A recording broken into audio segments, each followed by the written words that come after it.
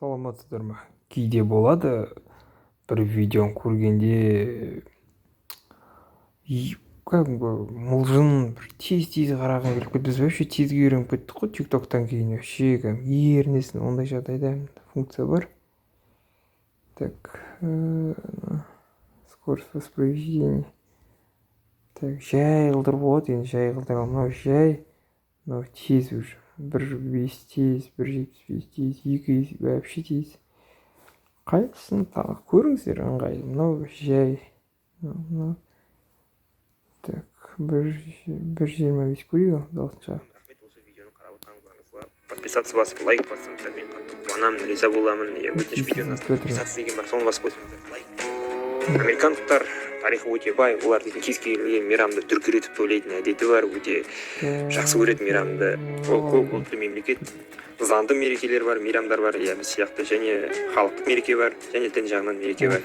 Иә, мемлекет заңдастырылған мейрамдарда ресми түрде демалыс беріледі, қатты тойлайды, дүркіретіп тойлайды, мен айтып өткендей. Олар Рождествоны өте жақсы тойлайды кәдімгідей. 25 желтоқсанда олар Рождество мейрамын тойлайды. Иә, бір қызығы 18 ғасырға дейін Рождество мейрамын тойлауға тыйым салған, тек шүкіршілік мейрамын тойлауға рұқсат берген. Иә, бұрынғы колонистер. Бірақ 1832 жылы Оклахома штаты ресми түрде Рождествоны мейрам ретінде белгілейді. Кейін 1891 жылы оны ресми түрде барлық штат мойындап Рождествоны тойлайды. Я біз сияқты елка сатып алады, я елканы украшать етеді, неше түрлі сондайлар сатып алады. Один дом қарағандылар сіздер кәдімгі күшті етіп әрлендіреді ғой үйлерін. Олар кәдімгі көршілермен жарысады, кімдікі күшті деп. Бізде жарысамыз ғой тойда, кімдікі күшті етеді деген сияқты. Олар Рождествода жарысады. Иә, олар Рождествода күшті етіп тойлайды, отбасы болып ең жақын деген адамдармен бірге столға отырады. Я құдайға шүкіршілік. Мынау күшті. Ходят. Вот такой вот гардероб. Здесь наши вещи. Все тоже. Давай я тоже покажу, что типа я сними, типа я крутой, короче. Ну я самый обычный, конечно, просто сними, типа.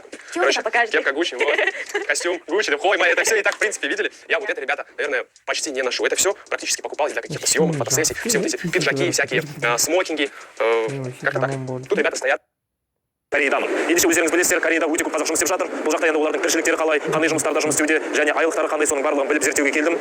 Ендеше Кореяда жұмыс істеп жүрген қазақтар туралы деректі фильмді қабылдаңыздар.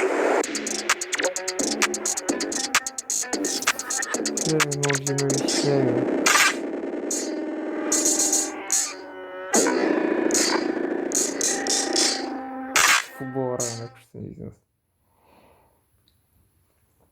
Біліп жүремге жазылып, лайк басуды қатты сұраймын. Видеоңызды подписация бар, лайк бар.